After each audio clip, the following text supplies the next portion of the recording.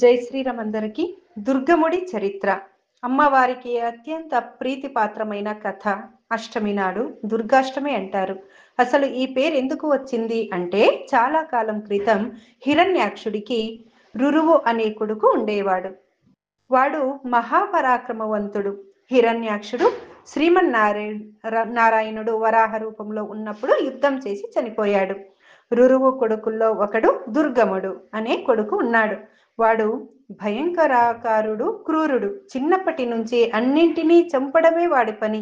ఈ పాపాత్ముని దగ్గరకు ఒకనాడు కొంతమంది రాక్షసులు వచ్చి, దుర్గమ, నువ్వు ఎంత పరాక్రమవంతుడు అయితే మాత్రం ఉపయోగం ఏముంది? జాతికి ఉపయోగపడకపోతే దుర్గము తెల్లబోయి మన జాతికి నేను ఉపయోగపడటం లేదా అన్నాడు. ఇప్పుడు ఏం ఉపయోగపడుతున్నావు? వంశాలను ఎప్పటికప్పుడు దేవతలు నాశనం చేస్తున్నారు. ఒక ప్రక్కన ఇంద్రుడు, మరో పక్కన విష్ణువు, మరో పక్కన ఈశ్వరుడు అంతా కుట్రలు పన్ని రాక్షసులు ఎన్ని తపస్సులు చేసినా, ఎన్ని వరాలు పొందినా అన్యాయంగా చంపేస్తున్నారు. అందులో మీ తాత హిరణ్యాక్షుడు మహాపరాక్రమవంతుడు. శ్రీ మహావిష్ణువు చేతిలో చనిపోయాడు. మీ తండ్రి రురువు శివుడి చేతిలో చనిపోయాడు. ఇలా చచ్చిపోతున్న మన వాళ్ళని రక్షించడానికి నీ వంతు సహాయం నువ్వు ఏం చేశావు అని అడిగారు. అయితే నన్ను ఏం చేయమంటారు అని దుర్గమ అడిగాడు. నువ్వు బ్రహ్మ గురించి తపస్సు చేయి. గొప్ప వరాలు పొంది ఆ వరాలతోటి దేవతల్ని చీల్చి చెండాడి, ఋషుల్ని నాశనం చేసి, ధర్మం నాశనం చేసి రాక్షస జాతిని అభివృద్ధి చేయి. దుర్గముడు సరే అని హిమాలయ పర్వతాలకు వెళ్ళి కఠోర దీక్షతో బ్రహ్మ గురించి మహాతపస్సు చేశాడు. అప్పుడు బ్రహ్మదేవుడు ప్రత్యక్షమై, నీకేం వరం కావాలో కోరుకో అంటే, దుర్గమ బాగా ఆలోచించి, దేవతల అభివృద్ధికి కారణం యజ్ఞములు. యజ్ఞములు చేయాలంటే వేదాలు ఉండాలి. వేదములు భూలోకంలో బ్రాహ్మణోత్తములు కంఠస్థం చేసి యజ్ఞం చేస్తున్నారు. ఈ యజ్ఞం వలన దేవతలకు బలం పెరుగుతుంది, విజృంభిస్తున్నారు. కాబట్టి దేవతల్ని నాశనం చేయాలంటే యజ్ఞములను ఆపాలి. యజ్ఞములను ఆపాలంటే వేదాలు ఆగిపోవాలి. వేదాలు ఆగాలంటే ఈ బ్రహ్మని వరం కోరుకోవాలి అనుకున్నాడు. అందుకని వాడు ఇలా అన్నాడు. సకల లోకాలకి మూల కారణమైన బ్రహ్మదేవ, 3 లోకాలలో వేదములు చదువుకుంటున్నటువంటి వాళ్ళు వేదాలు మర్చిపోవాలి. ఆ మంత్రాలు నాకు మాత్రమే గుర్తుండిపోవాలి, ఎవరికీ గుర్తు ఉండకూడదు. నా కోరిక ఇదే అన్నాడు వాడు. బ్రహ్మ తెల్లబోయి వరం ఇచ్చాడు. తథాస్తు అన్నాడు.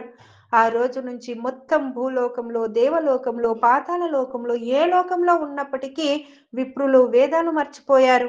వేదాలు మర్చిపోవడం వలన స్నానం చేసేటప్పుడు సంకల్పం కూడా గుర్తు లేకుండా పోయింది.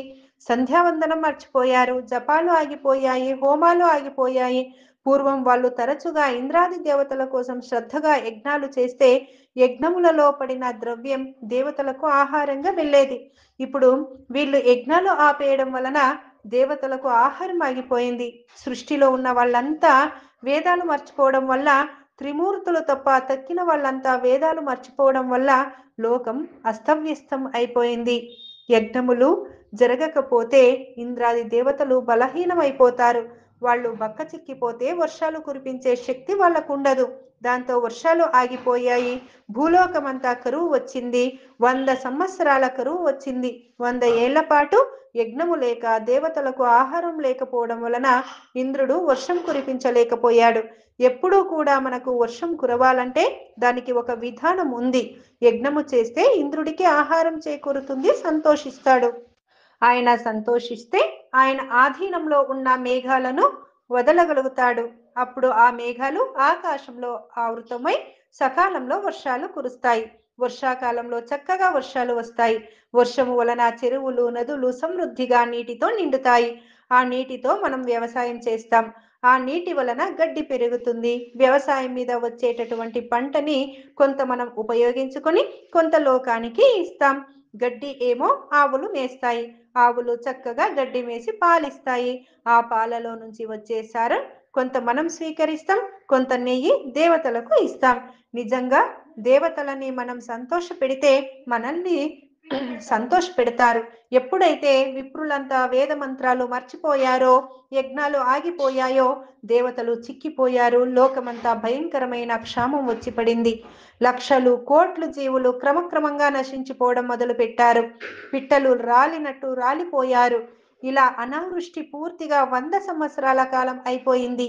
ఆవులు దేవతలు చచ్చిపోయాయి, జనులు చచ్చిపోయారు, పశువులు నశించిపోయాయి, నేలంతా నెర్రలు వచ్చేసింది, ఎండిపోయింది, బీటలు వారిపోయింది, ఏ ఇల్లు చూసినా శవాల కుప్పలే. అప్పుడు అంతా కలిసి బ్రహ్మ దగ్గరకు వెళితే బ్రహ్మ అన్నాడు, నేనేం చేయను, ఆ దుర్గముడు అందరూ వేదమంత్రాలని మర్చిపోవాలి అన్నాడు. నేను తప్పనిసరిగా ఆ తపస్సుకి మెచ్చుకొని వరం ఇవ్వవలసి వచ్చింది. తపస్సు వల్ల నేను వాడికి లొంగిపోతాను. తపస్సు బ్రహ్మని, విష్ణువుని, శివుడిని కూడా ఆకర్షిస్తుంది. తప్పదు కాబట్టి ఇప్పుడు ప్రస్తుతం నేను చేయగలిగింది ఏమీ లేదు. అంతా కలిసి అమ్మవారిని ప్రార్థిస్తూ అమ్మే మనలను కాపాడుతుంది అనగానే అంతా ఓపిక తెచ్చుకొని అతి కష్టం మీద హిమాలయ పర్వతాలకు వెళ్లారు. అత్యంత భక్తి శ్రద్ధలతో అమ్మవారి యొక్క విగ్రహాన్ని తయారు చేసి, అమ్మ, భయంకరమైన సంకటంలో ఉన్నాం, నిన్ను స్తోత్రం చేయడానికి కూడా మా దగ్గర వేదమంత్రాలు లేవు, ఏదో తోచిన మాటలు ఈ 4 ఉన్నాయి కాబట్టి మాట్లాడగలుగుతున్నాము అని వేదమంత్రాలు లేకుండా అని కేవలం ఓ మహేశ్వరి, జగదంబ, అంబిక, పాహి పాహి, రక్షించు రక్షించు అన్నారు. శ్రీ సూక్తం లేదు, దుర్గా సూక్తం లేదు, వేదం లేకపోవడం వలన అన్ని మర్చిపోయారు. మమ్మల్ని రక్షించు. ఇప్పటికీ 100 సంవత్సరాలుగా దేవతలకు ఆహారం లేదు, జీవులకు ఆహారం లేదు, జీవులు దేవుళ్ళు అంతా నశించిపోతున్నారు. పరి విధాలుగా ప్రార్థిస్తే అమ్మవారు ఆనందపడిపోయి ఎదురుగుండా ప్రత్యక్షమైంది. ఈసారి అమ్మ నల్లని నీలాకారం కాళికా రూపంలో ప్రత్యక్షమైంది. పెద్ద సింహం మీద 8 చేతులు, రకరకాల ఆయుధాలు పుచ్చుకొని నీలవర్ణంలో ప్రత్యక్షమైంది. కళ్ళు కూడా నీలంగా ఉన్నాయి. రకరకాలైన కూరగాయలను చేతిలో ధరించి అమ్మవారి చేతుల్లో పండ్లు, కూరలు, పువ్వులు ఉన్నాయి. దేవతలంతా, మానవులంతా, పురుషులంతా నీరసంతో ఉన్నారని రకరకాల పదార్థాలతోటి భోజనం పెట్టింది. అమృతము కూడా దాని ముందు సరిపోదు. వాళ్ళు ఆ భోజనాలు, ఫలాలు తిని ఓపిక తెచ్చుకున్నాక అప్పుడు అమ్మ అన్నది, నాకు తెలుసు, ఈ బ్రహ్మదేవుడు తొందరపడి ఆ హిరణ్యాక్షుడి మనవడికి వరాలు ఇచ్చాడు. తర్వాత మీరందరూ వేదాలు మర్చిపోయారు, యజ్ఞాలు ఆగిపోయాయి, దేవతలు అటు జీవులు ఇబ్బంది పడ్డారు. ఇప్పుడు ఆ దుర్గముడిని సంహరించి తిరిగి పూర్వ వ్యవస్థను ఏర్పాటు చేస్తాను అనగానే వాళ్ళు, తల్లి, ఎంత తిన్నా నీరసంగానే ఉంది, మాకు మళ్ళీ ఆహారం పెట్టు అన్నారట. ఆ తల్లి వాళ్ళ మాటలు విని మంచి రుచికరమైన పండ్లు, కందమూలాలు, రకరకాల పిండి వంటలతో కూడిన భోజనం ఇచ్చింది. అప్పుడు అమ్మవారిని దేవతలంతా అన్నారు, కూరగాయలతో, పిండి వంటలతో, ఫలాలతో, కందమూలాలతో, రకరకాల పదార్థాలతో మా అందరికీ భోజనం పెట్టి కడుపు నింపిన తల్లి శాకంభరి అని నామం ఇచ్చారు. ఈ శాకంభరి అనే పేరుతో అమ్మ వారు అద్భుతమైన నామం పొంది వారందరికీ భోజనం పెట్టి కాపాడి ఉద్ధరించింది. ఇప్పుడు వీళ్ళంతా సంతోషంతో జయహో జగదంబ, మమ్మల్ని రక్షించా అంటుండగా అమ్మవారు ఒక్కసారి హూంకారం చేసింది. ఆ హూంకారంతో ఈ దేవతల యొక్క కోలాహలం, అమ్మవారి యొక్క సింహనాదం విన్న దుర్గముడు ఎక్కడ నుంచి రా శబ్దం వస్తుంది అని దూతాన్ని పంపాడు. ఆ దూతలు వచ్చి ఎవరో ఒక ఆశ్చర్యకరమైన సుందరీమణి అండి, సింహం మీద ఉన్నది, నీలంగా ఉంది, పరమ సౌందర్యవతి, 8 చేతులు ధరించింది, రకరకాల పిండి వంటలతో దేవతలకి భోజనం పెట్టింది, ఋషులకు భోజనం పెట్టింది, చచ్చిపోతున్న ప్రజలను కాపాడింది, ఏం సౌందర్యం ఆవిడది అనగా దుర్గముడు, అలాంటి సౌందర్యవతినే నేను పెళ్లి చేసుకొని సింహాసనం మీద పక్కన పట్టపురాణిగా పెట్టుకుంటాను అని వాడు సైన్యంతో వచ్చి ఆవిడతో యుద్ధానికి వచ్చాడు. ఇప్పుడు అమ్మవారికి, ఆ దుర్గముడి సైన్యానికి మధ్య ఘోర యుద్ధం జరిగింది. అప్పుడు అమ్మవారు ఒక్కసారిగా బంగారపు రంగులోకి తన శరీరాన్ని మార్చుకున్నది. ఎర్రని శరీరంతో పుటం పెట్టిన బంగారంలా 8 చేతులతో ప్రత్యక్షమై తన శరీరం నుంచి కొన్ని అద్భుత శక్తులను సృష్టించింది. ఆ శక్తులే దశవిధ విద్యలుగా పిలువబడ్డాయి. కాలక, తారిణి, బాల, త్రిపుర, భైరవి, రమ, భగలా చైవ, మాతంగి తథా త్రిపుర సుందరి, కామాక్షి, తులజాదేవి, జంభిని, మోహిని తథా చిన్నమస్త, గుల్యకాల, దశ సహస్ర బాహుక, 32 శక్తులు, 10 విద్యలు, 10 రకాల శక్తులు కలిగిన అమ్మవార్లను దశవిధ మహాదేవతలు, దశ మహావిద్యలు అంటారు. 32 + 10 మొత్తం 42 శక్తులు పుట్టుకొచ్చాయి. వీటిలో మొదటి 10ంటిని దశమహావిద్యలు అని పూర్వకాలంలో వారి యొక్క రూపాలు, వాటి ఉపాసనలు తెలుసుకునేవారు. తర్వాత 32కి ద్యౌతౌసికృతులు అంటారు. అవి చాలా గొప్పవి. ఈ శక్తులు అమ్మవారి సాయానికి అమ్మవారి శరీరం నుంచి పుట్టాయి. ఇవన్నీ కలిసి దుర్గమాసురుడిని, వాడి సైన్యాన్ని నశించిపోయేలా చేశాయి. అప్పుడు అమ్మవారు, ఏరా మూర్ఖుడా, ఇప్పటికైనా దేవతలకు క్షమాపణ చెప్పి వేదాలు వారికిచ్చేసి నీ వరాన్ని ఉపసంహరించుకొని పాతాళానికి పోతే బ్రతుకుతావు, లేదా నీ అంతం చూస్తాను అంటే ఆ దుర్గముడు మూర్ఖుడు కాబట్టి నిన్ను బంధించి పెళ్లి చేసుకుంటాను అంటూ ముందుకు వచ్చాడు. ఇప్పుడు అమ్మవారు తీవ్రమైన ఖడ్గంతో వాడి తల నరికి అవతల పారేసింది. వాడు చావగానే బ్రహ్మ వాడికి ఇచ్చిన వరం పోయింది. దాంతో ఋషులు అందరికీ, దేవతలందరికీ తిరిగి వేదాలు వచ్చేశాయి. వాళ్ళంతా వేద పండితులు అయిపోయారు. మళ్ళీ యథాప్రకారంగా బలవంతులు అయ్యారు. ముఖంలో విద్యాకాంతి వచ్చింది. పూర్వపు స్థితి, యథాస్థితి వచ్చేసింది. అమ్మ జగన్మాత రకరకాలైన ఆయుధాలతో ఆ దుర్మార్గుడిని సంహరించి మమ్మల్ని రక్షించావు. దుర్గమాసురుడిని సంహరించిన నీవు ఈ రోజు నుంచి దుర్గా అనే పేరుతో మా పూజలు అందుకో అన్నారు. అప్పుడు అమ్మ కూడా అంది, నేను కూడా ఈ రోజు నుంచి దుర్గముడిని చంపడం వలన దుర్గా అనే పేరు ధరిస్తాను. విజయవాడలో ఉన్నప్పుడు కనకదుర్గ అనే నామంతో కూడా ఉంటాను.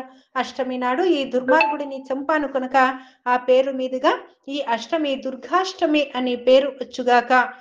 ఆ రోజు తలారా స్నానం చేసి నా విగ్రహానికి యథాశక్తిగా పంచామృతాలతో అభిషేకం చేసి కుంకుమతో పూజించి ఆ కథను భక్తి శ్రద్ధలతో విని ఆ తర్వాత కొబ్బరికాయను కొట్టి అక్షతలు శిరస్సున వేసుకున్న వాడికి ఏ విధమైన పీడ ఉండదు. శరీర పీడ, మానసిక పీడ, శత్రుపీడ, సకల పీడలను తొలగిస్తాను. నేను అటువంటి వారిని సర్వకాల సర్వావస్థల్లోనూ రక్షిస్తాను అని అమ్మవారు స్వయముగా వరమిచ్చింది. అట్టి పవిత్రమైనది ఈ తిథి. ఈరోజు తులసి దళాలు, నిమ్మకాయలు, దానిమ్మకాయలు సమర్పించండి. దళాలతో కూడా ఒక దండ గుచ్చి అమ్మవారి మెడలో వేయండి. నిమ్మకాయలు దండ వేయండి. ఆ తర్వాత ఈ నిమ్మకాయలను వంటకు వాడుకోవచ్చు, లేదా ఇంటికి లేదా వాహనాలకి దృష్టి దోషం పోవడానికి కట్టుకోవచ్చు. ఇళ్ళకి కడితే తోరణం కింద దృష్టి దోషాలు పోతాయి. తప్పక ఈరోజు దానిమ్మకాయ కనీసం ఒక్కటైనా అమ్మకు నైవేద్యంగా పెడితే ఇంట్లో పిల్లలకి దంత సంబంధమైన రోగాలు, ముఖ సంబంధమైన రోగాలు తొలగిపోతాయి. ప్రసాదాన్ని స్వీకరిస్తే దానిమ్మకాయలు నైవేద్యం పెట్టి తర్వాత తినాలి. ఈ విధంగా అమ్మవారిని పూజించి ప్రదక్షిణ చేసి దుర్గాదేవి కటాక్షాన్ని పొందండి. దుర్గాష్టమి నాడు అమ్మని పూజించిన వారు అష్ట కష్టాల నుంచి విముక్తి పొందుతారని, మంచి విశిష్టమైనటువంటి పాండిత్యం పొందుతారని, శరీరం విడిచిపెట్టిన తర్వాత అమ్మవారి సన్నిధానానికి వెళతారని దేవి భాగవతం చెబుతున్నది. ఈ విధంగా అమ్మని పూజించి అందరూ కూడా తరించగలరు. ఈ విధంగా అష్టమి రోజున అమ్మవారిని పూజించి కథ విని భక్తులందరూ కూడా అనేక శుభాలు పొందాలని, అమ్మ అనుగ్రహం అందరికీ కలగాలని మనస్ఫూర్తిగా కోరుకుంటున్నాను. అందరికీ ధన్యవాదాలు. జై శ్రీరామ్. సర్వం దుర్గామాత చరణారవిందార్పణమస్తు.